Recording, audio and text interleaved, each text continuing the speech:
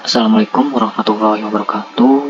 Sebelumnya terima kasih kepada Bapak Ibu dosen yang telah menyempatkan waktunya untuk menonton video dari presentasi saya.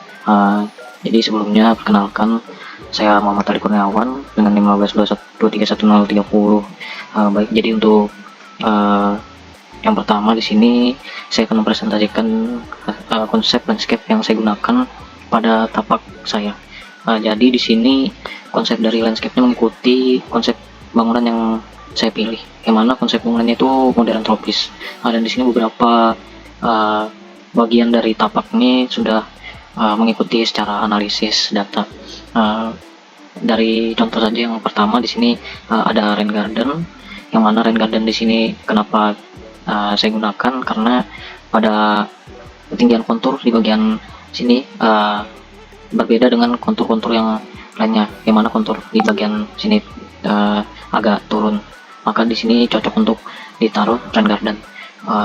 Kemudian di sini beberapa pohon cemara, yang mana untuk mengurangi intensitas dari angin yang bergerak dari selatan. Jadi untuk anginnya sendiri di sini rata-rata bergerak dari arah selatan dan menuju utara. Jadi fungsi dari cemara ini memotong kecepatan angin yang berlebih, yang mana pohon cemara juga bisa untuk mengurangi kebisingan. Kemudian di sini juga ada pohon flamboyan untuk view dari tapak. Selanjutnya ada dua pohon trembesi, yang mana pohon trembesi di sini adalah pohon existing. Baik, kemudian di sini ada detail landscape yang sudah saya paparkan, yang mana untuk dari detail hardscape-nya sendiri ada dari decking kayu yang saya gunakan di bagian sini. Jadi untuk detailnya sendiri seperti ini, dengan ukuran per kayunya itu dengan panjang 1 meter, dan juga untuk ketebalannya 10 cm. Kemudian untuk elemen soundscape-nya sendiri ada beberapa yang saya ambil. Yang pertama ada pohon-pohon seperti flamboyan, trembesi, cemara, boxwood, dan juga ketapang kencana. Di sini ada pun detail dari rain garden-nya. Jadi ada putri malu, ada bougainville, alamanda, ada bunga lavender, dan alang-alang, yang mana sebagai bunga pendukung untuk rain garden. Untuk potongannya ada perbedaan ketinggian pada tapak yang saya gunakan. Mengapa demikian? Jadi untuk menanggulangi bencana banjir, yang mana pada tapak yang saya pilih rawan terjadi bencana banjir, maka dari itu saya menaikkan untuk dari konturnya tersebut seperti itu. Jadi di bagian tapak setinggi plus 0,50 ketinggian. Lanjut di sini untuk jenis perkerasan dan sirkulasi. Jadi untuk perkerasan yang saya gunakan, yang pertama di sini ada aspal untuk lahan parkir. Jadi ada alasan tersendiri untuk pemilihan dari aspal tersebut. Yang pertama tahan lama yang pasti, dan juga kedap air. Kemudian dan juga sifatnya itu tidak bergelombang, membuat jalan lebih aman serta memberikan keamanan. Jadi untuk aspal ini tidak seperti beton yang gampang bergelombang, karena dari aspal sendiri ialah jenis perkerasan yang kaku. Kemudian di sini pun ada untuk sirkulasi pergerakannya. Jadi untuk pergerakan lalu lintas di sini lajur untuk dari jalan arteri, yang mana jalan di sini sering dilewati oleh kendaraan seperti mobil, motor.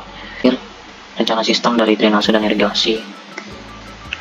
Jadi untuk air bersihnya sendiri ya dari air PDAM, dan juga untuk alternatif keduanya itu ialah air hujan, yang mana air hujannya sendiri ini akan ditampung oleh groundwater tank. Jadi untuk groundwater tank sendiri sini bisa menampung dari air hujan maupun air PDAM yang berlebih untuk penyimpanan jika terjadi pemadaman dari air PDAM. Kemudian di sini ada juga untuk bagaimana sistem dari pembuangannya dari kloset, dan juga seperti cucian, yang mana kalau yang sistem pembuangan dari kloset ialah black water yang langsung arah ke septic tank, dan juga untuk seperti pembuangan sisa limbah cucian ialah grey water yang diarahkan menuju bak kontrol. Dan untuk bak kontrolnya sendiri di sini untuk standar minimal jarak dari bak kontrol itu ialah 3 meter, dan untuk standar minimal dari bak kontrol ke arah sumur resapan juga 3 meter, dan juga septic tank dan sumur resapan demikian. Tetapi untuk septic tank sendiri untuk jarak standar minimal dari bangunan ialah 1,5 meter. Kemudian untuk sumber resapannya sendiri di sini langsung mengarah ke rel kota. Yang terakhir di sini adalah sistem kelistrikan yang digunakan pada tapak. Rencana sistem yang pertama ada lampu parkir. Lampu parkirnya sendiri menggunakan lampu parkir solar panel. Jadi untuk lampunya sendiri penggunaannya tidak menggunakan listrik, melainkan penggunaan dari solar panel yang menyerap energi cahaya matahari. Jadi untuk lampunya sendiri akan mengisi daya jika siang hari dan menggunakan sensor cahaya, jadi otomatis akan nyala jika di malam hari. Sama halnya dengan lampu taman, tidak jauh beda untuk sistem penggunaannya, dan juga tidak menggunakan energi listrik. Kemudian untuk lampu neonnya sendiri ianya menggunakan daya dari baterai dan juga tidak menggunakan listrik. Untuk penggunaannya di sini menggunakan sensor gerak. Jadi untuk sistem grounding seluruh tapak pastinya menuju ke arah permukaan tanah untuk membuang sisa dari energi listrik yang berlebih.